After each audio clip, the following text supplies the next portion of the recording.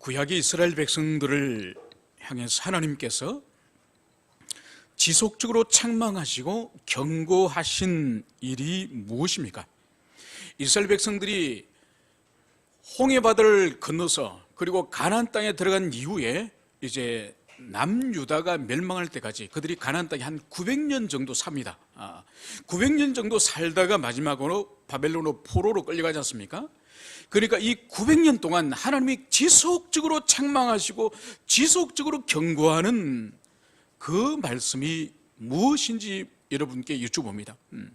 그것은 바로 여호와의 율법을 지켜라, 율법을 들으라, 율법에 순종하라. 하나님께서는 900년 동안 이스라엘 백성들에게 여호와의 말씀, 여호와의 율법에 대해서 청종하고 지키고 순종할 것을 주님은 일관되게 그것을 말씀하셨습니다. 그런데 우리가 알고 있는 예수님의 시대와 그리고 예수님이 하늘로 올라가신 이 사도들 시대 때 바리새인들과 서기관들과 그리고 율법학자들이 율법을 대하는 자세는 구약의 이스라엘 백성들이 율법을 대하는 자세와는 완전히 다른 것을 볼 수가 있습니다. 여러분, 그러면 구약의 이스라엘 백성들은 하나님의 율법을 그토록 배우지 않고 듣지 않고 순종하지 않은 사람들이 신약의 바리새인들과 서기관들에게서는 10계명 가운데 네 번째 계명인 안식일을 지키라고 한 그 말씀을 38가지 세부 규칙을 만들어 가지고 그렇게 열정적으로 안식일을 지키려고 했던 이 격차, 큰 이 격차의 차이가 도대체 어디로부터 온 것입니까? 그것은 바로 기원전 586년도에 하나님께서 약 900년간 인내하시다가 드디어 그들이 우상 숭배와 수많은 죄악을 저지른 결과 하나님께서 이스라엘 백성들을 바벨론의 포로로 끌려가도록 주님이 그것을 허락하십니다. 그래서 그들이 하나님의 선민이면서도 이방인들 가운데 끌려가서 비참한 삶 가운데 살아가는 것이죠. 이제는 예배도 드릴 수 없고 율법을 배울 수도 없고 또 먹을 수 없는 부정한 음식을 먹으면서 그렇게 이방에서 그들은 살아갑니다. 그러면서 그들이 고통 가운데서 절망스러운 환경 가운데서 그들이 고민하는 것이 뭔가 하니까 왜 우리가 이런 일을 당했나? 왜 우리가 버림을 당하고 왜 우리가 저주를 받은 것 같은 이런 삶을 살아가나? 그러면서 그들이 깨달은 것이 바로 뭔가 하니까 우리가 하나님과 언약을 깨뜨려 버렸고 우리가 언약에 신실하지 않았고 그리고 하나님의 율법의 말씀을 우리가 지키지 않고 저버렸기 때문에 이런 비참함을 우리가 당한 것이다. 이것이 바로 포로로 끌려간 이스라엘 백성들의 결론이에요. 결론. 그래서 이들이 지금이라도 우리가 하나님께로 돌아가자. 그러면서 그들이 바벨론에서 한 일이 바로 뭔가 하니까 그들이 스스로 버렸던 모세의 율법을 다시 수집을 합니다. 수집을 하고 편집을 하고 연구를 해가지고 그들이 회당을 세우는 거죠. 예루살렘 성전은 불타버리고 파괴됐으니까 없으니까 그들이 바벨론에서 회당을 세워가지고 그 회당에서 어린 자녀들을 가르치고 하나님의 백성들을 율법을 가르치면서 다시 그들이 깨어나는 것입니다. 그리고 그들이 포로 생활 70년이 끝나고 나서 그들이 조국으로 돌아왔을 때 제일 먼저 한 일이 뭔가요? 파괴된 무너진 예루살렘 성전을 세운 거예요. 그래서 그들에게 율법과 성전이라고 하는 것은 파괴되어지고 뺏겨버린 그 율법과 그 성전을 그들이 망하고 나서 고통과 절망 가운데 들어간 이후에 그 소중함을 그들이 깨달으면서 다시 율법을 회복하고 다시 그들이 성전을 그들이 회복한 거예요. 문제는 예수님의 시대와 사도들 시대에 이들이 500년 가까이 세월이 지나면서 원래 주님이 주신 율법과 원래 주님이 주신 그 성전의 의미를 그들이 지나친 열심으로 그것을 벗어나 버렸다는 거예요. 원래 주님이 모세를 통해 주신 율법의 의미와 성전의 의미를 그들이 지나친 열심을 통하여서 그것을 왜곡시켜버린 것이 바로 주님과 사도 시대의 유대교의 문제점의 본질이라는 거죠. 여러분, 우리는 지난 주일에 스데반의 설교가 아브라함을 중심으로 하여서 이제 설교를 하다가 이제는 요셉과 모세에게 이제 설교의 논점이 옮아갔음을 우리는 알고 있습니다. 그 본질이 바로 뭔가 하니까 하나님께서 바로 장차 이스라엘 백성들을 이제 큰 민족으로 만드시고 그리고 가나안 땅으로 인도하시기 위한 종자시로서 주님이 준비하신 한 하나님의 사람 요셉, 그 요셉을 이스라엘 민족의 그 족장들, 그 조상들이 그 요셉을 버리고 박해하였고, 그 사실을 먼저 고백한 이후에 두 번째로는 하나님의 종 모세를 이 이스라엘 백성들이 버렸다. 모세를 거스르고 모세를 따르지 않았다. 이 말씀을 스데반이 전하였습니다. 이것이 바로 뭔가 하니까 요셉이나 이 모세는 하나님께서 이스라엘 백성들을 가나안으로 장차 인도하고 하나님의 그 손길을 이 하나님의 종들을 통해서 경험할 수 있도록 준비한 하나님의 사람인데, 그 사람을 이스라엘 백성들의 조상들이 거슬렀다. 이 말씀을 통해서 이제 이 사내들인 공의의 의원들을 향해서 지금도 여러분들은 하나님의 종을 거슬리는 그런 패역한 세대다, 이것을 스데반이 설교하기 위한 것입니다. 그러면서 이 스데반은 광야에 있는 이스라엘 향해서 이렇게 탄핵을 합니다. 이스라엘 집이여, 너희가 광야에서 40년간 희생과 제물을 내게 드린 일이 있느냐. 그러니까 40년 동안 모세의 그 레위기 율법을 따라서 제사장들이 아침 저녁으로 안식일마다 절기마다 끊임없이 제사를 드렸지만 하나님의 말씀은 뭔가요? 너희들이 40년간 희생 제사를 드린 일이 있느냐? 이 말씀을 하시는 거예요. 이 말씀은 한 번도 너희들이 40년간 제사를 드린 적이 없다, 이 말씀을 주님이 하시는 거죠. 여러분, 형식적으로 왜 제사를 안 드렸습니까? 그 많은 제사를 드렸지만은 하나님이 지금 말씀하시는 것은 진정으로 너희들이 신령과 진정으로 형식이 아니라 마음을 단 예배와 제사를 너희들이 드렸냐? 드리지 않았다. 그것을 지금 사내들인 공의의 의원들에게 지금 말하는 것이죠. 그것은 뭔가 하니까 이스라엘 가운데 가장 하나님을 섬김에 있어서 열정을 가지고 이스라엘의 목자요 지도자로 가는 이 사내들인 공의를 의원들 향해서 40년 동안 너희들의 조상들이 광야에서 헛된 제사를 드렸지만은 그것은 나에게 아무런 의미가 없다. 그것처럼 너희들도 사내들인 공의의 의원으로서 가장 높은 자리에서 하나님을 섬긴다고 하지만은 너희들도 하나님을 섬기는 것이 아니다. 이 말씀을 스데반이 이 공의의 의원들에게 지금 그들의 허물과 죄를 탄핵을 하고 있는 거예요. 여기까지 우리가 지난주에 살펴보았고, 이제 오늘 스데반은 집중적으로 하나님의 성전에 관하여서 왜 성전을 주셨는지, 성전을 통해서 하나님이 하고자 하는 그 의도가 뭔지, 그것을 오늘 스데반은 집중적으로 오늘 그것을 증거를 하고 있습니다. 오늘 44절에서는 스데반은 광야에서 우리 조상들에게 증거의 장막이 있었으니 이렇게 말씀을 시작을 하고 있습니다. 여러분, 인간은 타락한 직후, 타락한 후에 가인과 아벨을 통해서 우리가 알 수 있는 것이 바로 뭔가 하니까, 타락한 이후에 인간들은 하나님 앞에 제사를 드렸다는 거죠. 하나님 앞에 제사를 드렸기 때문에 이것은 가인과 아벨을 이제는 지나서 성경은 노아에게, 그리고 아브라함에게, 이삭에게, 야곱에게 면면이 하나님께 제사 드리는 이 예법이 면면이 승계되었음을, 그것을 여기서 볼 수 있습니다. 여러분, 이방 종교에도 이방 종교에 대해 제사라는 것이 있습니다. 여러분, 이 제사라는 것은 하나님께서 죄인들을 만나주시는 그 방편으로서 아담과 그의 자녀들에게 하나님께서 가르쳐 주셨지만은 이후에 모든 인류에게, 모든 민족에게 보편적인 종교 행위로서 이제 전달된 것 중에 가장 본질적인 것이 바로 제사예요. 그러니까 참다운 제사는 오직 삼일째 하나님께 예배하는 그것이지만은, 그러나 하나님의 계시를 모르는 모든 민족에게도 그 흔적과 그 영향이 그림자처럼 확산되어 있으니 그것이 바로 제사인 것이죠.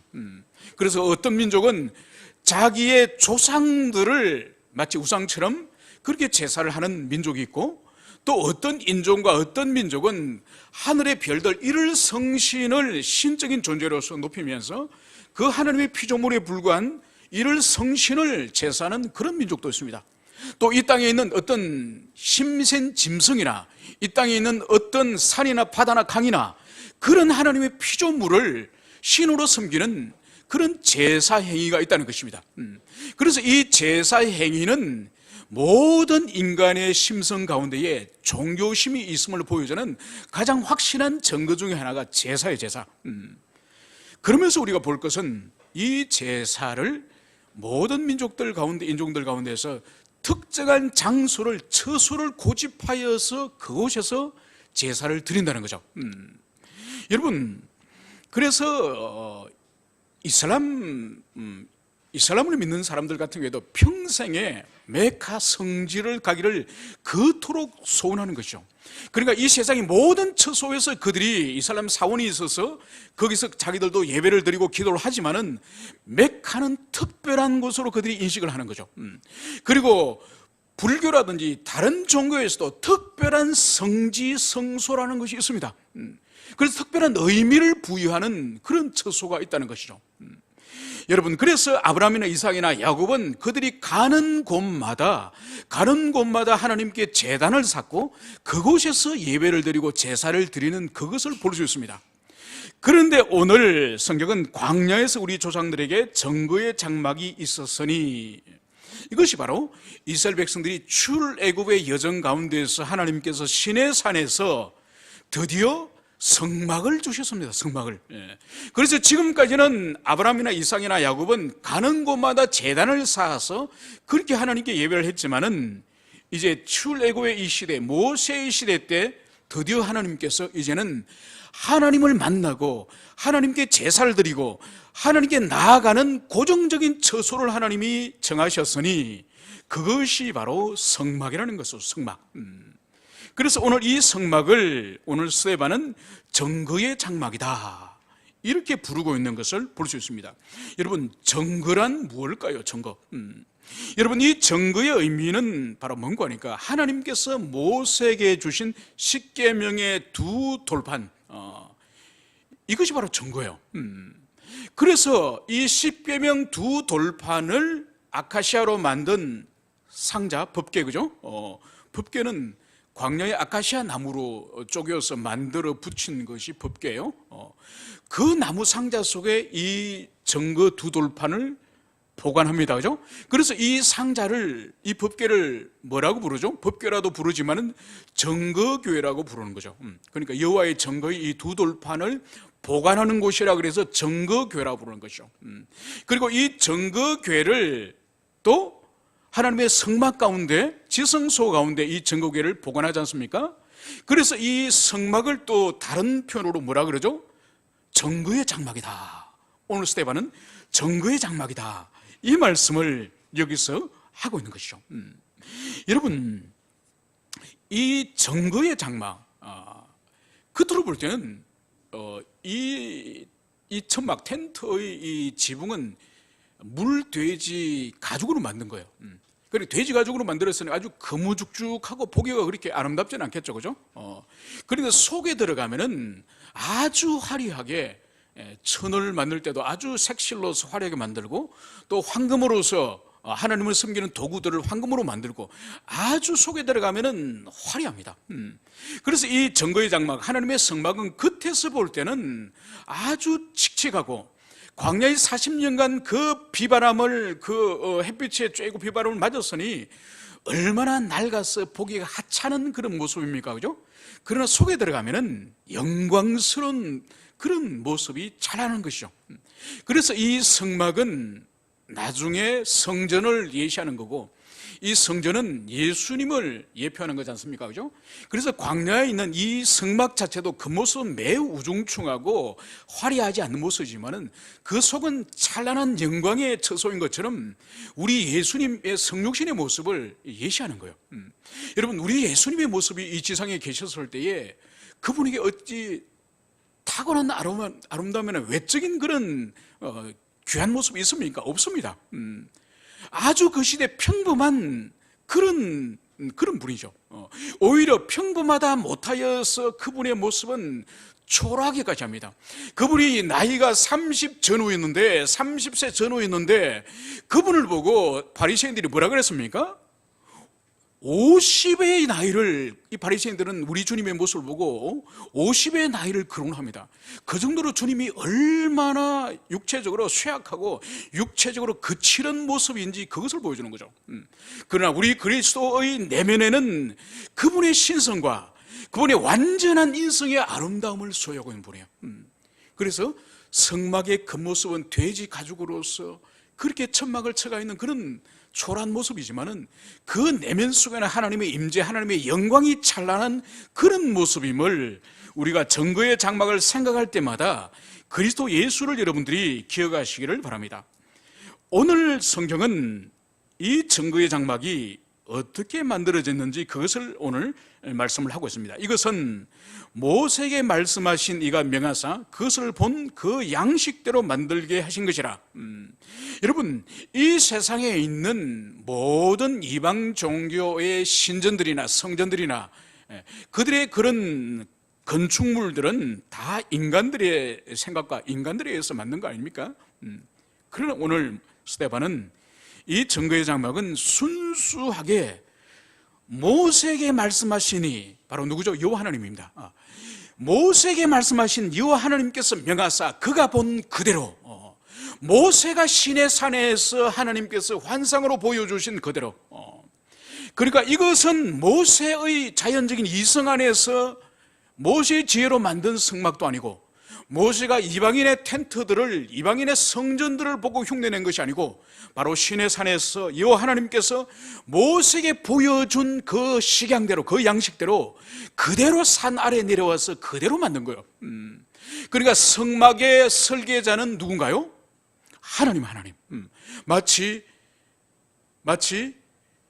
노아의 홍수 때에 그것을 대비하기 위해서 하나님께서 방주를 만들도록 했지 않습니까? 그 방주의 설계자가 누군가요? 하나님이죠. 그래서 너비를 몇 규빗으로하고 높이를 몇 규빗으로하고 길이를 몇 규빗으로하고 창을 어디를 내고 이 모든 것을 하나님께서 노아에게 설계도를 주시고 그 설계도를 따라서 노아가 방주를 만드는 것처럼 오늘 모세 또한 하나님께서 그에게 보여준 그 양식 그대로, 자기 임의대로가 아니라 그대로 하나님의 이 증거의 장막을 만들게 하셨음을, 그것을 여기서 볼 수 있습니다. 그러니까 보십시오. 오늘날은 교회 예배당을 짓는 건축회사들이 많이 있지 않습니까? 그죠? 그래서 보면은 어떤 회사들은 우리 교회는 중세식 고직 양식으로 지어주겠습니다. 그래서 사실 시내 나가보면은 아주 중세 건물을 방불하는 그런 아주 첨탑이 높고 그런 화려하게 진 그런 예배당들도 있지 않습니까? 그런데 어떤 교회는 또 요즘이 어떤 시대인데 그런 형태로 짓습니까? 실용성이 최고입니다. 그래서 HB물을 올려가지고 그냥 칸을 착착착 모아가지고 한 3달 만에 뚝딱 짓는, 그래서 모든 것을 실용적으로 만들겠습니다. 그렇게 하는 그런 교회 건축 회사도 있습니다. 이런 것은 다 사람의 생각과 사람의 아이디어로 그렇게 만들어지지만은 이 시내산에서 만들어진 이 성막은 오로지 하나님께서 모세에게 보여준 그 식양대로, 그 양식대로 지어진 그런 증거의 장막임을 성경은 그것을 말씀을 하고 있습니다. 여러분, 이 성막의 본질은 뭔가 하니까, 이 성막의 본질은 이 성막 속에 하나님이 사시는 게 아니에요. 여러분 잘 기억하셔야 돼요. 이 성막은 하나님의 임재의 상징이에요. 임재의 상징. 그래서 이스라엘 백성들이 광야를 행진할 때에 먼저 낮에는 구름 기둥이 행하고 밤에 이동해야 될 때는 불 기둥이 행합니다. 그죠? 그때에 바로 하나님의 법궤를 맨 제사장들이 뒤따라가고 그 뒤에 이 성막을 이제는 이삿짐을 꾸려가지고 이동을 합니다. 그래서 이 성막의 본질은 바로 뭔가 하니까 하나님의 임재의 상징이에요. 그러니까 하나님께서 이 공간에, 이 처소에 당신께서 당신의 백성들 가운데에 지금 함께 계신다는 증거가 바로 이 하나님의 성막이에요. 여러분, 그렇기 때문에 이 모세로부터 이 성막에서 성전을 옮기는 솔로몬까지 약 480년간 이 성막이 이스라엘 백성들의 신앙의 종교의 구심점이 돼요. 그래서 이 성막을 중심으로 하여서 이스라엘 백성들이 하나님의 뜻을 묻고, 이 성막을 중심으로 하여서 하나님의 죄를 사함을 얻는 그런 일들이 480년간 이 성막을 중심으로 일어나는 거예요. 오늘 46절과 47절에 따르면 스데반은 이 성막의 시대에서 이 성전의 시대로 옮겨가는 그 연유를 오늘 말씀을 하고 있으니, 바로 다윗이 하나님 앞에서 은혜를 받아 야곱의 집을 위하여 하나님의 처소를 준비하게 하여 달라 하더니 솔로몬이 그를 위하여 성전을 지었느니라. 오늘 스데반은 사무엘하 7장의 오늘 말씀을 압축적으로 설명을 하고 있습니다. 그것은 바로 이런 이야기죠. 사무엘하 7장에 가면은 이미 다윗은 이미 왕이 되었습니다. 왕이 됐고 주변의 나라들을 다 이제 제압을 하고 이미 태평성대를 이 다윗이 누리고 있는 것이죠. 태평성대를 누리고 있는데 어느 날 자신은 백향목으로 지은 왕궁에서 편안하게 살아가고 있는데, 여호와의 이 법궤는, 여호와의 이 하나님의 이 정거궤는 천막 아래 있는 거예요. 휘장 안에 있는 거예요. 그래서 이 다윗이 하나님께 매우 송구스러운 마음이 생겼습니다. 자신은 성전에, 자신은 왕궁에서 편안하게 그렇게 왕으로서 호화롭게 살아가는데, 여호와 하나님의 법궤는 바로 한 데서 천막에서 지내는 것을 생각할 때에 내면에 너무 마음이 자책감이 느낀 거예요. 이미 자신은 여러 민족과 나라를 정복하면서 수많은 금은 보화와 수많은 물질들을 다 지금 모아놨습니다. 충분히 자신의 지금 재력과 능력으로서는 성전을 지을 수 있는 충분한 재력을 가지고 있습니다. 그래서 이 다윗이 마음에 결심을 하는 것이죠. 그 결심이 바로 뭔가요? 자신의 손으로 하나님의 성전을 지어서 하나님께 봉헌하겠다, 이런 마음을 이 다윗 왕이 가지게 된 거예요. 그래서 선지자 나단에게 자신의 이 소원을, 그 마음을 고백을 하게 됩니다. 그러나 그날 밤 하나님께서는 다윗에게 이 나단 선지자를 보내가지고, 하나님께서는 다윗의 마음은 정말 귀하고 감사한 일이지만은 너의 손을 통해서는 성전을 받지 않겠다. 왜냐하면 너의 인생에는 많은 세월 동안에 전쟁을 통해서 수많은 사람들의 피를 흘렸기 때문에 너의 시대는 내 성전을 받지 않겠다.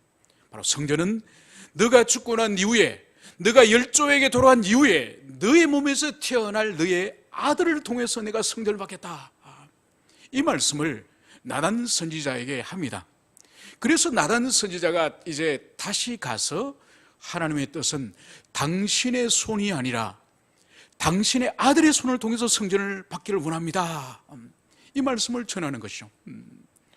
여러분, 그래서 결국은 이 말씀을 따라서 다윗이 아니라 다윗이 모든 준비를 한 그 물자를 가지고 그의 아들 솔로몬이 드디어 하나님의 성전을 바쳐드리지 않습니까? 그대로 하나님의 뜻대로 이루어진 것이죠. 그러면서 오늘 48절에서는 스데반은 매우 중요한 말씀을 오늘 하고 있으니, 바로 지극히 높으신 이는 손으로 지은 곳에 계시지 아니하시니. 여러분, 스데반의 심령은, 스데반이 오늘 이 진술을 할 때는 그 심령 가운데는 성령님이 스데반의 입술과 스데반의 그 심령을 주장하셔서 이 증거를 오늘 하고 있음을 볼 수 있습니다. 그 말씀은 바로 지극히 높으신 이는 손으로 지은 곳에 계시지 아니하시니.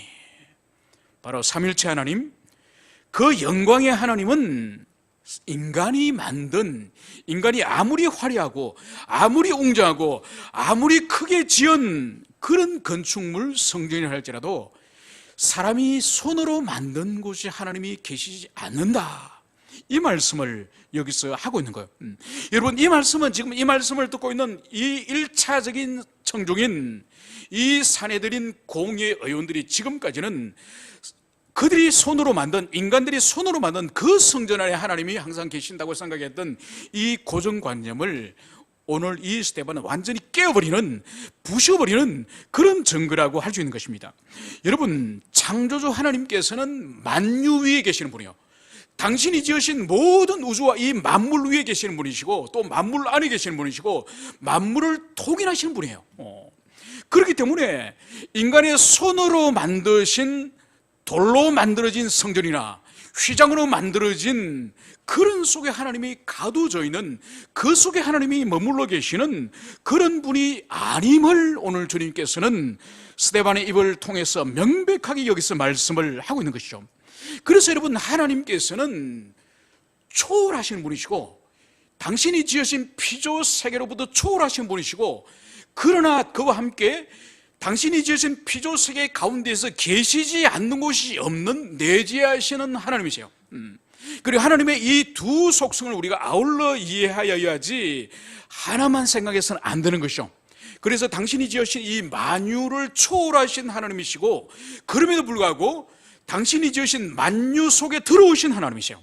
그래서 우리의 인간의 생활사 가운데 들어오시고, 우리의 가정 가운데 오셔서 간섭하시고, 우리 영혼에 들어오셔서 간섭하시고, 그리고 시간과 역사 속에서 간섭하시고, 그래서 한 민족과 한 나라와 한 공동체의 운명을 그분이 간섭하시는, 그래서 초월하실 뿐만 아니라 내재하시는 하나님이심을, 그것을 우리는 분명하게 붙잡아야 될 것입니다.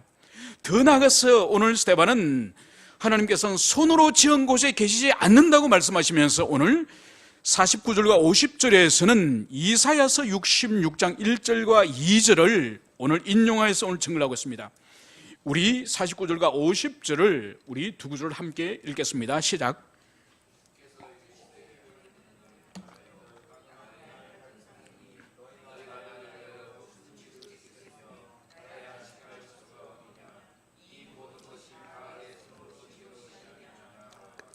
아멘. 네.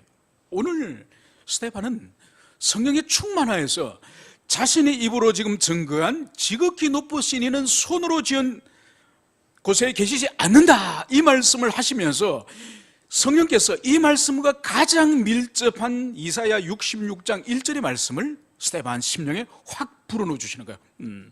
그것이 바로 하나님께서는 바로 하늘은 나의 보좌요 땅은 나의 발등상이니 너희가 나를 위해 무슨 집을 짓겠으며 나의 안식할 처소가 어디냐, 이 모든 것이 내 손으로 지은 것이 아니냐, 이 말씀을 정확히 오늘 스데반은 인용하여서 자신의 진술을 구약 성경에 근거해서 확정하고 있음을, 그것을 여기서 볼 수 있습니다. 여러분, 오늘 이사야 말씀에 인용되어진 하늘은 나의 보좌라는 이 의미가 뭘까요? 하늘, 저 우주, 여러분, 이 우주와 이 만상들이 하나님의 보좌라고 하는 의미가 뭘까요? 그것은 바로 하나님의 형체가, 하나님의 덩치가 우주보다 크다는 그런 의미가 아니에요. 그런 의미가 아니라 이 우주와 이 광대한 이 만유보다 더 광대하신 이시요, 그런 공간 세계에 제약되지 않는 분이다, 초월하신 분이다, 그런 의미가 하늘이 나의 보좌다, 이런 의미인 것이죠. 여러분, 땅이 나의 발등상이라는 의미가 또한 뭘까요? 여러분, 발등상이라는 의미를, 여러분, 발등상이 뭘까요? 발판, 그죠? 여러분, 옛날 왕들의 어떤 그림들이나 영화라든지 드라마나 그런 데 보면은 옛날 왕조 시대 때 그런 걸 보면은 왕이 보좌에 앉아있지 않습니까? 앉아있을 때에 발을 땅에 닦고 있지 않습니다. 왕의 발이 밟는 발판이 있습니다. 그게 발등상이에요. 그러니까 여기서 땅이 발등상의 의미는 이런 의미가 또한 있습니다. 고대 시대 때 이 전쟁을 하지 않습니까? 전쟁을 해서 이기는 왕이 항복하는 왕을 끌고 와가지고 자기 발 아래 밟습니다. 밟아버리는 거예요. 그러니까 그 사람이 승리한 왕의 발등상이 되는 거예요.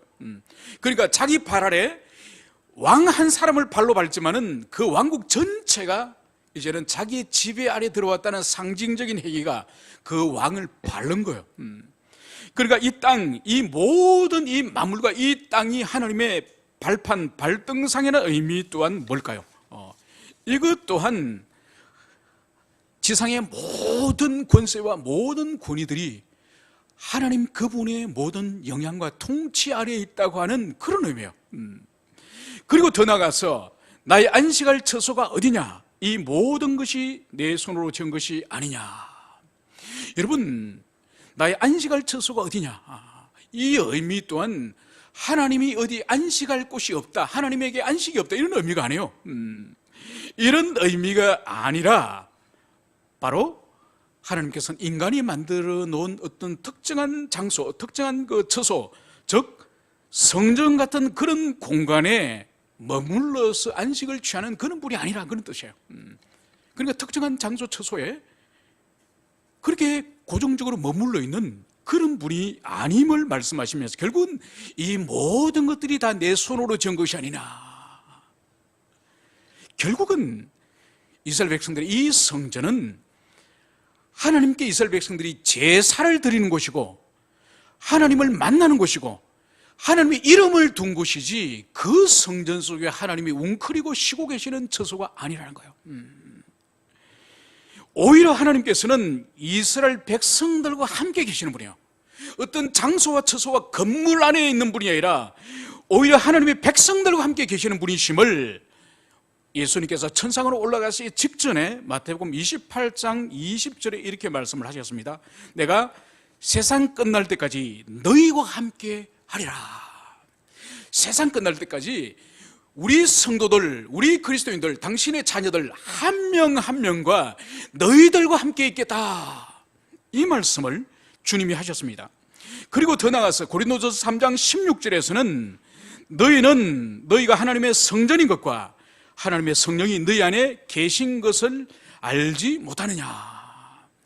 구약에서 이스라엘 백성들의 하나님의 임재는 성막이나 성전에 하나님께서 임재하셨다고 그렇게 그들은 믿었지만은 이제 신약 시대 때 하나님의 성령께서 계시는 곳이 어디라고요?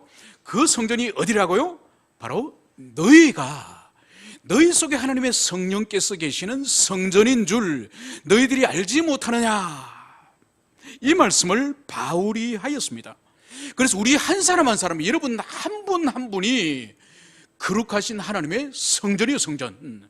그래서 사도 바울이 이 고린도전서 3장 16절에 이 말씀을 이어서 무슨 말씀을 하는 거 아니까? 너희들 한 사람 한 사람이 하나님의 성령이 거하시는 성전이다, 이 말씀을 하면서 간음죄를 말해요. 왜냐하면 너희들의 몸이 성전인데, 다른 죄는 너희들 육체 밖에서 범하는 죄지만은 간음의 죄는 너희 육체 안에서 범하는 죄이기 때문에 너희들의 육체를 더럽히는, 성전인 너희의 육체를 더럽히는 죄이기 때문에 그것이 얼마나 큰 죄인지 바울은 그것을 증거하는 것이죠. 여러분, 그렇기 때문에 건축물로서의 성전은 그것은 하나님께 제사를 드리고 하나님을 배웠고, 그리고 그것을 통하여서 이스라엘 백성들의 하나님의 이름을 둔 곳이기 때문에 그 이상의 의미를 부여해서는 안 되는 거예요. 여러분, 하나님의 성전에 관한 이스라엘 백성들의 잘못된 생각에 대하여서 가장 명확하게 보여주는 하나님의 말씀을 우리가 한 군데 찾도록 하겠습니다. 예레미야 7장을 갑시다. 예레미야 7장 1절에서 15절. 그리고 예레미야서는 이스라엘 백성들의 멸망과 그리고 멸망 이후에까지 하나님의 계시를 받지 않았습니까? 특별히 멸망 직전에 이스라엘 백성들이 하나님의 성전을 어떻게 생각했는지 오늘 7장 1절부터 15절까지 좀 내용이 깁니다만 우리 함께 읽도록 하겠습니다. 7장 1절 시작. 여호와께로부터 예레미야에게 말씀이 임하니라. 이르시되 너는 여호와의 집 문에 서서 이 말을 선포하여 이르기를 여호와께 예배로 이 문으로 들어가는 유다 사람들아, 여호와의 말씀을 들으라. 만군의 여호와 이스라엘 하나님께서 이와 같이 말씀하시되 너희의 길과 행위를 바르게 하라. 그리하면 내가 너희로 이곳에 살게 하리라. 너희는 이것이 여호와의 성전이라, 여호와의 성전이라, 여호와의 성전이라 하는 거짓말을 믿지 말라. 너희가 만일 길과 행위를 참으로 바르게 하여 이웃들 사이에 정의를 행하며 이방인들과 고아와 과부를 압제하지 아니하며 무지한 자의 피를 이곳에서 흘리지 아니하며 다른 신들 뒤를 따라 화를 자초하지 아니하면 내가 너희를 이곳에 살게 하리니 곧 너희 조상에게 영원 무궁토록 준 땅이니라. 보라, 너희가 무익한 거짓말을 의존하는도다. 너희가 도둑질하며 살인하며 간음하며 거짓 맹세하며 바알에게 분향하며 너희가 알지 못하는 다른 신들을 따르면서 내 이름으로 일컬음 받는 이 집에 들어와서 내 앞에 서서 말하기를 우리가 구원을 얻었나이다 하느냐. 이는 이 모든 가증한 일을 행하려 함이로다. 내 이름으로 일컬음 받는 이 집이 너희 눈에는 도둑의 속으로 보이느냐? 보라, 나 곧 내가 그것을 보았노라. 여호와의 말씀이라. 너희는 내가 처음으로 내 이름을 둔 처소 실로에 가서 내 백성 이스라엘의 악에 대하여 내가 어떻게 행하였는지를 보라. 여호와의 말씀이라. 이제 너희가 그 모든 일을 행하였으며 내가 너희에게 말하되 새벽부터 부지런히 말하여도 듣지 아니하였고 너희를 불러 대답하지 아니하였느니라. 그러므로 내가 실로의 행함같이 너희가 신뢰하는 바 내 이름으로 일컫는 이 집 곧 너희와 너희 조상들에게 준 이곳을 행하겠고 내가 너희 모든 형제 곧 에브라임 온 자손을 쫓아낸 같이 내 앞에서 너희를 쫓아내리라 하셨다 할지니라. 아멘. 여러분, 이 말씀이 바로 뭔가니까 이스라엘 백성들이 이제 멸망하기 직전에 예레미야에게 하나님께서 이 말씀을 주셨습니다. 예레미야에게 여호와의 집 앞에 가서 여호와의 집 앞 문 앞에 서라. 이것은 성전 문 앞에 서라는 거예요. 성전 문 앞에 서가지고 무슨 말을 선포하느냐. 4절에 너희는 이것이 여호와의 성전이라 여호와의 성전이라 여호와의 성전이라 하는 거짓말을 믿지 말라. 그러니까 성전 앞에서 하나님의 성전을 성전이다 하는 이것은 거짓말이라는 거예요. 성전이 아니라는 거예요. 그러면서 하나님 원하시는 게 뭐라고요? 만일 길과 행위를 참으로 바르게 하며 이웃 사이에 정의를 행하며 이방인과 고아와 과부를 압제하지 아니하며. 그러니까 너희들이 여호와의 성전에 와서 헛되이 제사를 드리고 헛되이 하나님의 성전에 마당을 왔다 갔다 하면서도 이방인을 압제하고 고아를 압제하고 과부를 압제하는 그런 삶을 함께 사는 그런 삶을 사는 사람들에게 이는 성전 아니라는 거예요. 너희들의 성전에 의미가 없다는 거예요. 여러분, 그러면서 11절에서는 이 성전을 너희들은 죄를 행하면서 또 안식일 날 제사 드리러 나오지 너희들 눈에는 이 성전이 강도의 속으로 보이느냐? 이 말씀을 주님이 하시는 거죠. 그러면서 주님이 12절에서는 무슨 말씀을 하시는 겁니까? 내가 처음으로 내 이름을 둔 처소 실로에 가서 내 백성 이스라엘의 악에 대하여 내가 어떻게 행하였는지 보라. 여러분, 이것이 뭔가 그러니까 사무엘상에 가면은 이스라엘 백성들이 이제 모세를 통해서 만들어진 이 성막을 여호수아가 이제 가지고 가나안 땅에 들어오지 않습니까? 그 성막을 설치하는 곳, 모신 곳이 실로예요. 그래서 이 실로에 이스라엘 백성들이 제사를 드리고 실로에 하나님께 하나님의 뜻을 묻으러 나가는 처소가 이 실로예요. 그런데 이스라엘 백성들이 사사기를 지나면서 수백 년 동안 하나님께 불순종해요. 바로 그때에 엘리 대제사장 시절 때, 사무엘상 초도에 있죠. 엘리 대제사장 시절 때 하나님께서 블레셋을 사용하여서 이 실로를 쓸어버립니다. 그러니까 하나님의 이름이 모셔져 있는 이 실로 성막을 블레셋의 칼에 의해서 이 실로를 완전히 황폐하게 만들어버린 거예요. 하나님이 그걸 허락하시는 거예요.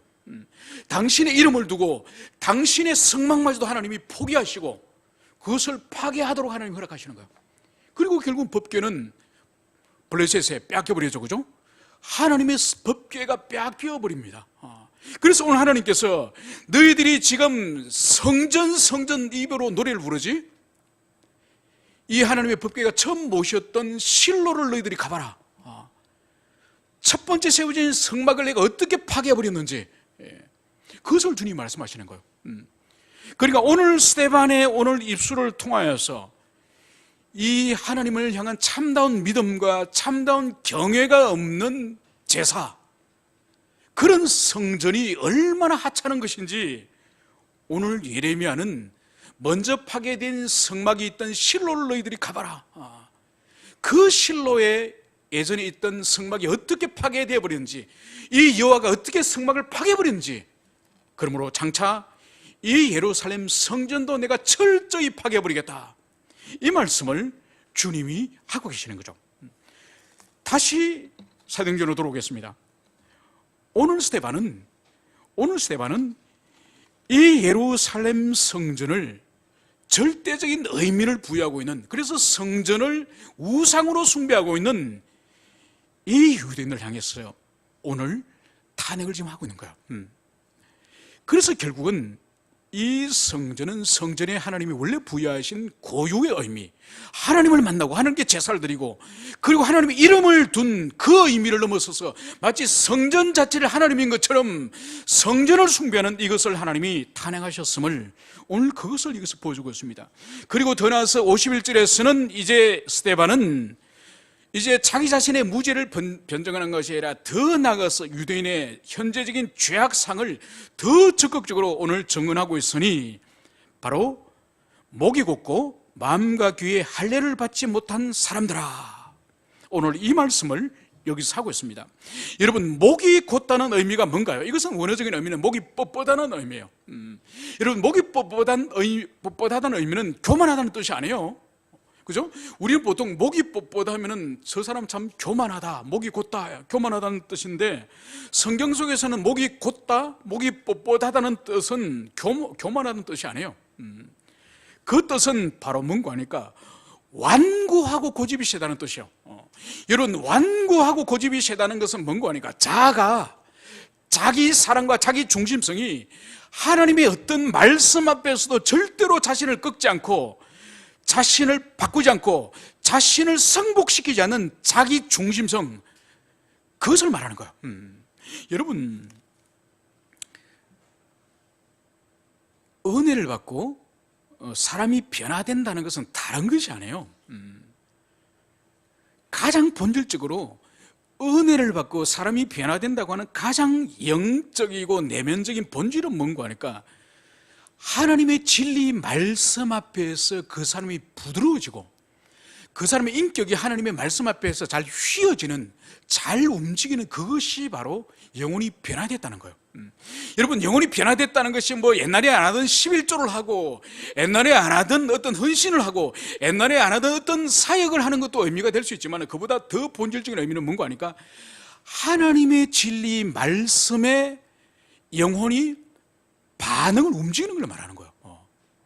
여기서 목이 곧고 뻣뻣하다는 의미는 아무리 하나님 말씀을 읽거나 묵상하거나 증거되거나 하나님 말씀 앞에서 도무지 자신을 꺾지 않는 거예요. 하나님, 당신은 말하라는 거예요. 구역장님, 당신은 말하는 거예요. 설교자, 당신은 설교하라는 거예요. 나는 참고만 하겠다. 나는 들어주겠다. 여러분, 이것은 영혼이 변화되지 않는 것이죠. 그래서 오늘 이스라엘 백성들 향해서, 오늘 그리고 이 살해된 공의 의원들을 향해서 스데반은 목이 곧고 마음과 귀에 할례를 받지 못한 자들이요, 이렇게 오늘 탄핵을 하고 있는 것이죠. 그래서 이들은 자신의 뜻을 꺾을 의지가 전혀 없습니다.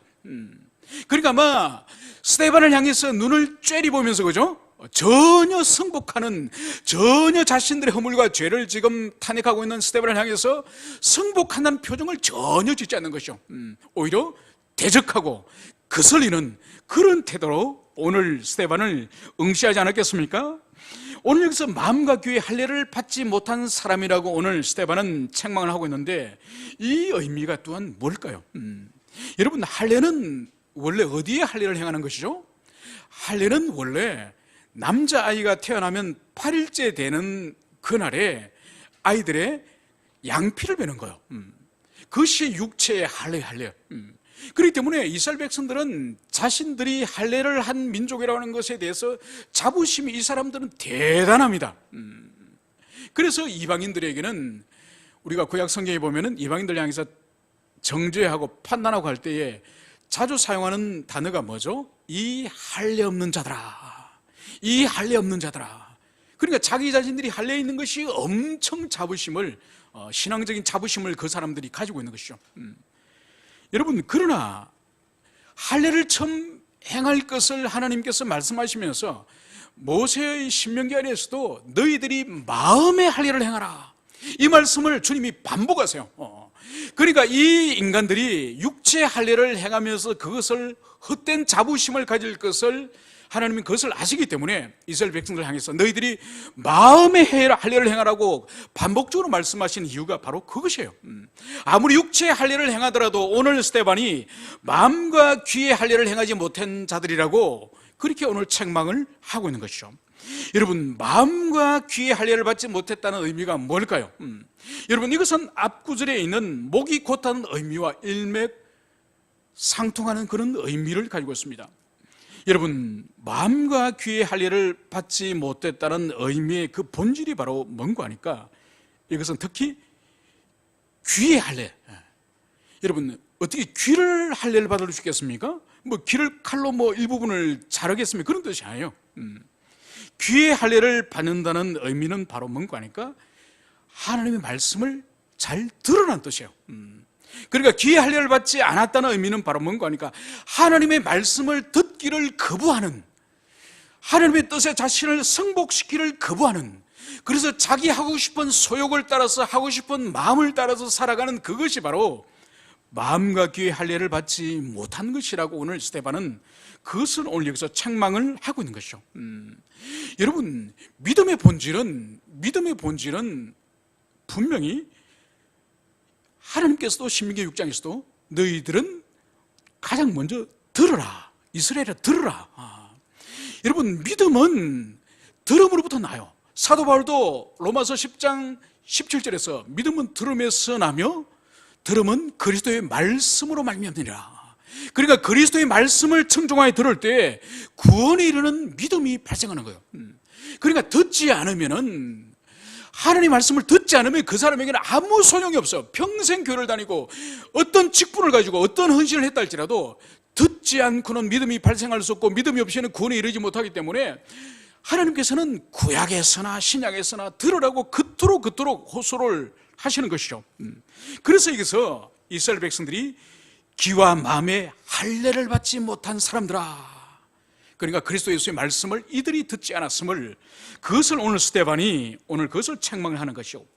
그리고 더 나아가서 오늘 스데반은 너희도 너희 조상같이 항상 성령을 거스린도다, 이 말씀을 여기서 하고 있습니다. 여러분, 구약의 이스라엘 백성들 향해서 스데반이 지금 너희들의 조상들도 성령을 거슬렀고 지금 너희들도 지금 성령을 거스르고 있다, 이 말씀을 여기서 하고 있는 것이죠. 여러분, 성령을 거스른다는 의미는 뭘까요? 여러분, 여기서 거스른다는 의미를 우리가 잘 이해해야 됩니다. 이것은 단순히 성경 가운데, 신약 성경 가운데에 성령을 근심케 한다는 표현이 있습니다. 여러분, 성령을 근심케 한다는 표현과 여기서 거스른다라고 하는 안티피테테라고 하는 이 단어는 다른 단어예요. 그러니까 성령을 근심케 한다는 의미하고 비교할 수 없을 정도로 성령의 사이, 그 성령에 대해서 적극적으로 대항한다는 뜻이에요. 저항한다는 뜻이에요. 반대한다는 뜻이에요. 여러분, 그렇기 때문에 이것은 구약의 이스라엘 백성들이 하나님께서 성령의 감동을 받은 선지자를 보내가지고 성령에 감동된 하나님의 메시지를 전거할 때에 그들이 어떻게 했습니까? 오늘 이어지는 말씀은 너희들 조상 가운데서 선지자를 박해하지 않은 사람이 어디 있느냐, 그를 죽이지 않은 사람이 어디 있느냐, 그 말씀을 하는 것이죠. 그래서 구약의 이스라엘 백성들이 하나님으로 계신 선지자를 박해하고 죽인 그것이 성령을 거스린 일이에요. 그리고 오늘 이 세대를 향해서 너희는 의인을 잡아준 사람들이요, 그리고 거인을 죽인 자로다. 여러분, 이 의인은 누굴까요? 그리스도 예수를 말하는 것이죠. 그러니까 지금 이 사내들인 공회에는 일찍이 그리스도 예수께서 이 공회 앞에서 사형을 언도받으시고 그 사형에 의하여서 우리 주님이 십자가에 죽지 않으셨습니까?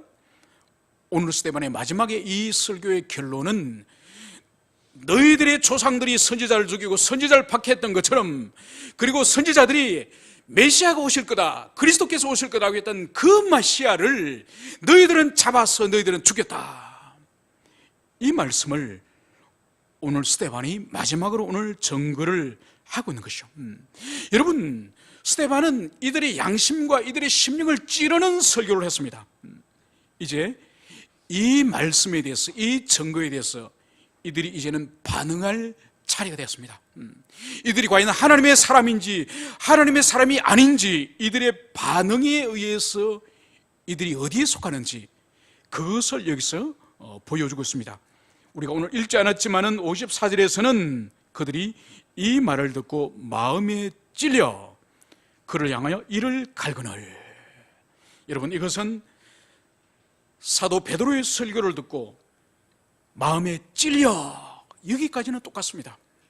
그러나 베드로의 설교를 듣고 나서는 가슴을 치면서 형제들아 우리가 어찌할꼬, 형제들아 우리가 어찌할꼬, 그렇게 참여했다고 한다면은 오늘 산헤드린 공회의 의원들은 바로 그를 향하여 이를 갈거늘, 이빨을 갈거든 분노와 그리고 이 스데반을 향한 적개감이 심령 가운데 가득하였음을 54절은 그것을 보여주고 있습니다.